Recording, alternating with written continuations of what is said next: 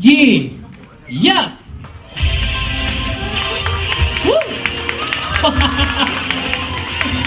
哇！好，呢個真係究竟左同右邊個係？如果覺得 OK， 已經喐咗啦，自己忍唔住笑啦。OK， 好像首先就自己一个人，没有旁边都没有人，然后其实放在 Angelina 没想过这个问题 ，Angelina Brad Pitt 的房间都多好，中间。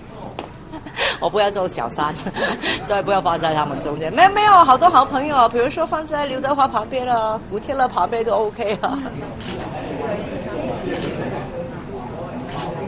好，等我呢個識得